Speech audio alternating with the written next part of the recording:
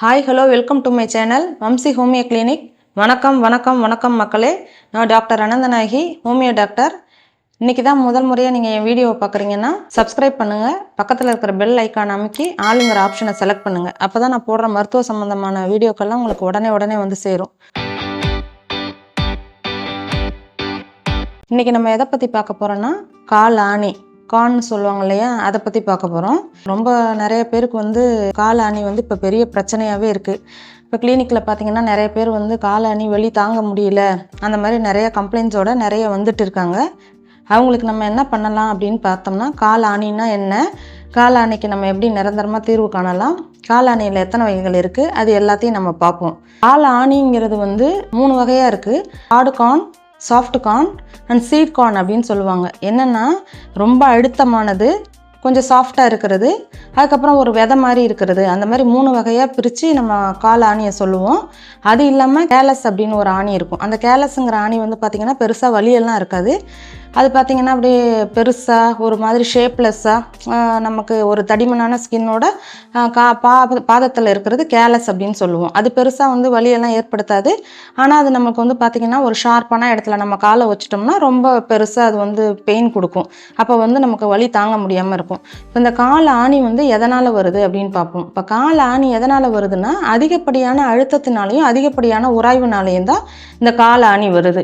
அதிகப்படியான அழுத்தம் அப்படின்னு பார்த்திங்கன்னா, நம்ம கால் எங்கேயாவது ஒரு டிபெண்டன்ட், அதாவது ஒரு இடத்துல அதிகமாக நம்ம அழுத்திட்டு நிற்கிறோம், இல்லை நம்ம சரியான செப்பல் போடலை, அதாவது ஒரு செருப்பும் நம்ம சரியான முறையில் செருப்பணி இல்லைனாலும் நமக்கு அந்த கால் ஆணி நிறைய வருது. இப்போ நம்ம கால் பார்த்திங்கன்னா மேடு பள்ளத்தோட ஆர்ச் இருக்கும், நடுவில் பார்த்திங்கன்னா கொஞ்சம் குழியாக இருக்கும், அதுக்கப்புறம் பார்த்திங்கன்னா நம்மளுக்கு கொஞ்சம் மேடு பகுதி இருக்கும். ஆனால் நம்ம போடுற செப்பல்ஸ்லாம் பார்த்திங்கன்னா அப்படியே ஃப்ளாட்டாக வருது. அப்புறம் அப்படி இல்லைன்னா லேடிஸ்லாம் பார்த்திங்கன்னா இப்போ ஹை ஹீல்ஸ்லாம் போடுறாங்க. அந்த மாதிரி போடுறப்ப நம்மளுக்கு பார்த்திங்கன்னா காலில் அதிக அழுத்தம் கொடுக்குறோம். காலில் அதிகமாக அழுத்தம் கொடுக்குறப்ப பார்த்திங்கன்னா அதிக அழுத்தம் கொடுக்கறதுனால அந்த கால் ஆணி நமக்கு உருவாகுது. அதாவது கால் ஆணிங்கிறது நம்ம ஸ்கின்னு ரொம்ப தடிமனாகி அந்த இடத்துல ஒரு ஒரு மாதிரி ஹார்டாக ஆகிறதான் கால் ஆணி அப்படின்னு சொல்லுவோம். கால் ஆணி பொருந்தாத செருப்பு அணிகிறதுனாலையும் அந்த செருப்பு அணிகிறதுனாலே நமக்கு வரும். இப்போ சில பேர்லாம் பார்த்திங்கன்னா ஷூ போட்டிருப்பாங்க ரொம்ப டைட்டாக, அதாவது பத்தாமல், அது மாதிரி சாக்ஸ் போடாமல் அந்த மாதிரியெல்லாம் போடுறப்போ அது கால் அந்த ஷூவோட ஒராசி பார்த்திங்கன்னா அந்த இடத்துல அந்த கால் எந்த இடத்துல அந்த உராய்வு ஏற்படுதோ அந்த இடத்துல பார்த்திங்கன்னா தோல் தடிமனாக திக்காகி ரொம்ப ஹார்டாகிடுது. அதுவும் நம்ம கால் ஆணி அப்படின்னு தான் சொல்லுவோம். இப்போ இந்த கால் ஆணியில் ஹார்டு கார்ன் அப்படின்னு சொல்கிறோம் இல்லையா, அந்த ஹார்ட் கார்ன் எங்கே வரும்னா இந்த காலோட அந்த மேல் பகுதியிலலாம் வரும். எப்படின்னா நம்ம அதிகப்படியாக இப்போ செப்பல் போடுறோம், மேலே அந்த வார் வெட்டுது, இல்லை அந்த செப்பல் நம்மளை அழுத்துது, அந்த மாதிரி பட்சத்தில் பார்த்திங்கன்னா அந்த கால் அந்த இடத்துலலாம் தோல் ஹார்டாகிட்டு அது அப்படியே பெருசாக முட்டாக வந்துடும். அது ஹார்ட் கார்ன் சொல்லுவோம். இப்போ அடுத்தது சாஃப்ட் கார்ன் பார்த்திங்கன்னா நம்ம 2 விரலுக்கு இடையிலையும் பாதத்தில் 2 விரலுக்கு இடையிலையும் இந்த விரல்கள் உரசி அதான் அந்த டைட்டாக செப்பல் போடுறது, டைட்டாக ஷூ போடுறது, அதனால் பார்த்திங்கன்னா உரசி என்ன ஆகும்னா அந்த இடத்துல முட்டாக வர்றது, ஹார்டாகி ஸ்கின்னு 2 விரலுக்கும் இடையில இருக்கிற ஸ்கின்னு ஹார்டாகி அங்கே வர்றது அந்த சாஃப்ட் கார்ன் சொல்லுவோம். அதுக்கப்புறம் இந்த சீட் கார்ன் அப்படிங்கிறது இந்த கால் பாதம், இதுதான் கால் பாதம்னு வச்சுக்கோங்களேன். இந்த கால் பாதத்தோட அடியில் பார்த்திங்கன்னா, அதாவது பெருவிரல் இந்த விரல்களுக்கு அடியில் பார்த்திங்கன்னா, அதாவது இந்த முக்கியமாக பார்த்திங்கன்னா இந்த கட்டை விரலுக்கு கீழே, இந்த சின்ன விரலுக்கு கீழே, இல்லை மிடில் ஃபிங்கர் அது மாதிரி இடையில கீழே பார்த்திங்கன்னா ஒரு குழியாக இருக்கும். அது ரொம்ப வலி கொடுக்கக்கூடியது. அது சீட் கார்ன் அப்படின்னு சொல்லுவாங்க. அது நடக்கவே முடியாது, காலை கீழே டிபெண்ட் பண்ணால் ரொம்ப வலி இருக்கும், ரொம்ப ப்ரெஷராக இருக்கும். அவங்களுக்கு அது ஒரு பெரிய ப்ரெஷராகவே இருக்கும். வலி நடக்கவே முடியாது அப்படிங்கிறப்போ ஏஞ்சி நடக்கவே சிரமப்படுவோம், நம்ம நடந்தால் வலி வந்துடும் அப்படின்னு நினைக்கிறது பெரிய அவஸ்தை இல்லையா. அதுக்கு கால் ஆணியை என்ன பண்ணுவாங்கன்னா சில பேஷண்ட் சொல்லுவாங்க, நான் பிளேடு வச்சு 2-3 தடவை அரிஞ்சு விட்டேன், திருப்பி எனக்கு வந்துட்டு இருக்கு. அது கேலஸ், அது அவங்க சொல்கிறது கேலஸ். அந்த கேலஸ் பார்த்திங்கன்னா மேலே அது பெருசாக இருக்கும், அப்படியே தடிமனாக பரவலாக இருக்கும், அதுக்கு ஒரு ஷேப்பே இருக்காது, அது பெருசாக இருக்கும். அதை அரிஞ்சு விட்றப்ப நமக்கு அவ்வளோவா பெரிய பெயின் எதுவுமே தெரியாது. ஆனால் கால் ஆணியில் நம்ம கையவே வைக்க முடியாது, ஏன்னா அது குழியாக இருக்கும். அந்த குழியில் பெயின் நமக்கு ரொம்ப ஜாஸ்தியாக இருக்கும்.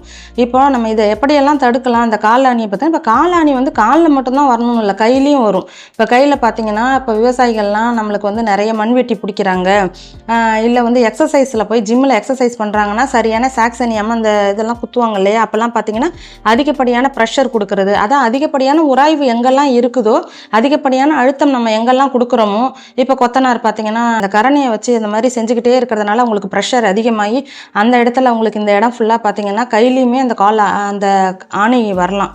அதாவது நம்ம காலில் வர்றதுனால கால் ஆணியுமோ அது கையிலையும் வரும். அப்படி வர்றப்போ அவங்களுக்கு வந்து அந்த இடம்லாம் வந்து ரொம்ப திக்காகி ஹார்டாகி அவங்களுக்கு ரொம்ப பெயின்ஃபுல்லாக இருக்கும். அப்போ நம்ம என்ன பண்ணலாம், இதை எப்படியெல்லாம் அவாய்ட் பண்ணலாம், அந்த காலாணிலேருந்து நம்ம எப்படி விடுபடலான்னு பார்த்தீங்கன்னா அதிகமாக ப்ரெஷர் கொடுக்காமல் இருக்கிறது, ரொம்ப நேரம் நிற்காமல் இருக்கிறது. அப்படி நம்ம தரையில் வந்து நிற்க வேண்டிய சூழ்நிலை வந்துச்சுன்னா தரையில் ஒரு மேட் மாதிரி போட்டு அது மேலே நிற்கிறது, வெறும் காலோட நடக்கிறத வந்து நம்ம ரொம்ப அவாய்ட் பண்ணிக்கணும். ஏன்னா அதில் ஏதாவது ஒரு குத்திருச்சுன்னா, அந்த கால் ஆணியில் ஏதாவது ஷார்ப்பாக ஏதாவது குத்திருச்சுன்னா ரொம்ப பெயின் வந்து வலி உயிரே போயிடும். அந்த அளவுக்கு வந்து ப்ளீடிங்லாம் வர ஆரம்பிச்சிடும். அது வந்து இன்டாலரபிளாக இருக்கும் அந்த பெயின். அதனால் வந்து பார்த்து செப்பல்லாம் இல்லாமல் நடக்க கூடாது. அது மாதிரி நம்ம அணியிற செருப்பும் பார்த்திங்கன்னா இப்போ ஃபிசியோதெரபிஸ்ட்டை போயிட்டு நம்ம நிறைய செப்பல்ஸ்லாம் ஆணி வந்த பிறகு நம்ம போய் அவங்கள்ட்ட ஆர்டர் கொடுத்து வாங்குவோம். இப்போ நம்ம நார்மலாக இருக்கிறப்பவே நம்ம காலுக்கு எது வந்து கரெக்டான செப்பல், மேடு பள்ளத்தோடு எப்படி இருக்குது, அந்த ஆர்ச்லாம் எங்கே இருக்குது, கான்கேவ் கான்வர்லாம் எங்கே இருக்குது, அந்த மாதிரி பார்த்து நம்ம செப்பல் வாங்கி போட்டுக்கிட்டோம்னா இதுலேருந்து நம்ம வந்து கால் ஆணிலேருந்து விடுபடலாம். செப்பல் சரியான முறையில் போடுறது. இப்போ ஷூஸ் பார்த்திங்கன்னா ரொம்ப டைட்டாக இல்லாமல் கரெக்டாக ஃபிட்டிங்காக போடுறது, இல்லைனா சில பேர் லூஸாக வாங்கிடுவாங்க. லூஸாக போடுறப்ப அதை வந்து பேலன்ஸ் பண்ணுறதுன்னு அழுத்தி பார்த்திங்கன்னா இந்த பின்பக்கம்லாம் காலில் ஆணி வரும், ஹார்டாகிடும், ஸ்கின்னெல்லாம் ஹார்டாகிடும். இப்போலாம் வந்து பார்த்திங்கன்னா நிறைய வந்து இன்சோல் கிடைக்குது. அந்த இன்சோல் பார்த்திங்கன்னா நமக்கு ஷூக்குள்ளார வச்சுக்கலாம். அது பார்த்திங்கன்னா ஜெல்லு மாதிரி இருக்கும். அது நல்ல ஜெல்லை குஷன். அது வந்து நம்ம அதிக நேரம் நிற்கிறதுனால நமக்கு ஒரு குஷன் எஃபெக்டை கொடுத்து நம்ம கால்லேருந்து ப்ரெஷர்லாம், நம்ம காலுக்கு கிடைக்கிற ப்ரெஷரை வந்து அது ரெஸ்ட்ரிக்ட் பண்ணி நம்ம காலில் ஆணியெல்லாம் வராமல் தடுக்குது. அது மாதிரி இன்சோல்ஸ் நம்ம யூஸ் பண்ணலாம். காலை வந்து நகங்கள்லாம் நல்லா கரெக்டாக கட் பண்ணிடணும். ஏன்னா நம்ம சதையை விட்டு நகம் வெளியில் வர்றப்ப அது ஒரு அழுத்தம் கொடுத்து அதுவும் நமக்கு காலாணி வர்றதுக்கு நிறைய வாய்ப்புகள் இருக்குது. அதனால் பார்த்திங்கன்னா அந்த நகங்கள்லாம் கரெக்டாக ப்ராப்பராக நம்ம வெட்டி நம்ம சதைக்கு மேலே வராமல் அந்த கையிலையும் சரி கால்லையும் சரி நம்ம நகங்களை வெட்டி வச்சுக்கிறது ரொம்ப நல்ல விஷயம். அதுக்கப்புறம் சரி கால் ஆணி வந்துருச்சு, நம்ம என்ன பண்ணலாம் அப்படின்னு பார்க்குறப்போ இப்போ வந்து இயற்கையான நாட்டு வைத்தியம் அப்படின்னு பார்த்தோம்னா நான் நிறைய கேள்விப்பட்டிருக்கேன். கிராமங்களில் சொல்லியிருக்காங்க, இல்லை என் பேஷண்ட்டே சொல்லியிருக்காங்க இப்படியெல்லாம் பண்ணி கால் ஆணி சரியாக இருக்குது. இப்போ நான் சும்மா கேட்பேன், இப்போ கால் ஆணி வந்துச்சுன்னா கிராமத்தில் என்னெல்லாம் செஞ்சு சரி பண்ணுவீங்க? ஏன்னா நம்ம நிறைய விஷயங்கள் தெரிஞ்சுக்கணும். நமக்கு தெரியறது மிக கம்மியான விஷயம், தெரியாத விஷயம் உலகளவு இருக்கு இல்லையா? நம்ம நிறைய பேர்ட்டு கேதர் பண்ணிக்கலாம். அது வந்து ஒர்க் அவுட் ஆகுதா ஆகலையா அப்படிங்கிறத வந்து பேஷண்ட்டுகிட்ட நம்ம சொல்லி அவங்க வந்து அந்த ட்ரீட்மெண்ட் எடுத்து சரியானாங்கன்னா நமக்கு சந்தோஷம் தானே. இப்போ இயற்கையான முறையில் இதை எப்படி சரி பண்ணலான்னா, இப்போ சித்த வைத்திய முறையில் அதை எப்படிலாம் சரி பண்ணலாம் அப்படின்னு பார்த்தோம்னா, இப்போ வந்து அம்மான் பச்சரிசி அப்படின்னு ஒரு செடி இருக்கும். அந்த செடியை கிள்றப்ப அதுலேருந்து ஒரு பால் வரும். அந்த பால் எடுத்து அந்த கால் ஆணியில் வந்து வச்சுக்கிட்டு வர்றப்போ நமக்கு வந்து அது வந்து கால் ஆணி மறையிறதுக்கு நிறைய வாய்ப்புகள் இருக்குது அப்படின்னு கிராமத்தில் இருக்கிறவங்க சொல்லியிருக்காங்க. நான் எடுத்து சரியாக இருக்குன்னு சொல்லியிருக்காங்க. அதை நான் உங்கள்கிட்ட ஷேர் பண்ணுறேன். நீங்கள் எது எடுத்துக்கிட்டாலும் நீங்கள் உங்கள் டாக்டர் கன்சல்டேஷனோட எடுக்கிறது ரொம்ப நல்லது. சித்தா டாக்டர்கிட்ட நீங்கள் கன்சல்ட் பண்ணிக்கலாம். இப்போது ஒரு நாள் வச்சா அது உடனே சரியாயிடாது. நம்ம ப்ராப்பராக ரெகுலராக அந்த அம்மான் பச்சரிசி பாலை வந்து அந்த ஆணியில் வந்து அப்ளை பண்ணிக்கிட்டே வரலாம். அடுத்தது பார்த்திங்கன்னா மருதாணி இலை எடுத்து அந்த காம்பு இருக்குது பார்த்திங்களா, அதெல்லாம் எடுத்துட்டு அதோட மஞ்சள் சேர்த்து அரைச்சி நம்ம வந்து காலுக்கு வந்து ஒரு சின்ன நெல்லிக்காய் அளவு அந்த கால் ஆணி மேலே வச்சுட்டு கட்டிக்கிட்டு காலில் ஏஞ்சி எடுத்துடலாம். அப்பயும் சரியாகும். கொஞ்ச நாளைக்கு ரெகுலராக பண்ணணும் அப்படின்னு சொல்கிறாங்க. அதுக்கப்புறம் வந்து பார்த்திங்கன்னா இந்த பிள்ளை வளர்த்தி அப்படின்னு சொல்லுவாங்க. அசம்பை வந்து மருதாணியோட சேர்த்து அரைச்சி அதை வந்து விளக்கெண்ணெயில் கலந்து அந்த இடத்துல அப்ளை பண்ணுறதுனால அதுவும் சரியாகுது அப்படின்னு சொல்கிறாங்க. அதுக்கப்புறம் கொடிவேலிங்கிற ஒரு பட்டை, அந்த கொடிவேலி பட்டையை வந்து நம்ம மஞ்சளோட கலந்து மருதாணியோட கலந்து அதையும் நம்ம அப்ளை பண்ணால் அதுவும் சரியாகுது அப்படின்னு சொல்கிறாங்க. இதெல்லாம் நீங்கள் வந்து சித்தா டாக்டர்கிட்ட கேட்டுட்டு கன்சல்ட் பண்ணுங்கள். அதுக்கப்புறம் இன்னும் சில பேர் என்ன சொல்லுவாங்கன்னா, பூண்டை நசுக்கிட்டு அந்த பூண்டு சாரோட மஞ்சள் தூள் கலந்து அந்த இடத்துல அப்ளை பண்ணி மேலே வெத்தலையை வச்சுட்டு காலை ஒரு வெள்ளை துணியை போட்டு கட்டிட்டு காலையில் வந்து நம்ம அவுத்து பார்த்தோம்னா அதுவும் கொஞ்சம் வலியெல்லாம் குறையுது அப்படின்னு நான் சொல்கிறாங்க. இது எதுக்குமே சரியாகலை, இல்லை எனக்கு சரி வரலை அப்படின்னு சொல்லிட்டெல்லாம் நிறைய பேஷண்ட் வந்து சொல்கிறாங்க. இப்போ என் கிளினிக்கில் வந்து ஒரு பேஷண்ட்லாம் வந்தாங்க, 2-3 சர்ஜரி பண்ணிட்டேன், என்னால் வலி தாங்க முடியல, ரொம்ப பெருசாகி அவங்களால நடக்கவே முடியாமல் அவங்க லைஃபே வந்து ரெஸ்ட்ரிக்ட் ஆன மாதிரி, அவங்களால நடக்க முடியாமல் அவங்க வீட்டு வேலைக்கு ஆள் வச்சு அவங்க பாத்ரூம் போகிறதுக்கே அவங்க ஹஸ்பண்டு தான் ஹெல்ப் பண்ணி பாத்ரூம் போகிற மாதிரியும் அவங்க கையை பிடிச்சிட்டு வந்து தான் உட்கார வைக்கணும். இப்போ சாப்பிட போகணுன்னா அவங்களுக்கு வந்து ரொம்ப இன்ஃபீரியாரிட்டி காம்ப்ளெக்ஸ் வந்து இது சரி பண்ண முடிய வியாதியா அப்படின்ட்டு அவங்களுக்கு ரொம்ப ஒரு ப்ரெஷர் ஆயிடுச்சு. அவங்க வந்து நம்ம கிளினிக்கு வந்தாங்க. பார்த்தீங்கன்னா காலில் வந்து அவ்வளோ பெரிய குழி சுற்றி இன்ஃபெக்ஷன் ஆகி பஸ் கலெக்ட் ஆகி ஒரு மாதிரி, அதாவது பக்கத்தில் இருக்கிற செல்ஸ் எல்லாம் பார்த்தீங்கன்னா காலை சுற்றி வந்து கேங்க்ரீன் ஃபார்மேஷன் மாதிரி கருப்பாயிடுச்சு. அதாவது செல் நெக்ரோசிஸ் மாதிரி கருப்பாகி பிளட் சர்க்குலேஷனே இல்லாமல் அந்த அம்மா அப்போனா எவ்வளோ அவதிப்படுவாங்க பாருங்கள். அந்த வலியினால் அவங்களுக்கு ப்ரெஷர் பார்த்தீங்கன்னா 200க்கு மேலே இருந்துச்சு. டயஸ்டாலிக் ப்ரெஷர் 120க்கு மேலே இருந்துச்சு. அவங்களால வந்து எதுவுமே பண்ண முடியலை, என்னால் சாப்பிட முடியல, தூங்க முடியல, நிம்மதியாக இருக்க முடியல, என்னால் கொஞ்சம் தூரம் கூட நடந்து போக முடியல, உங்கள் கிளினிக்கே நான் நடந்து வர்றதுக்கு அவ்வளோ சிரமப்பட்டேன்.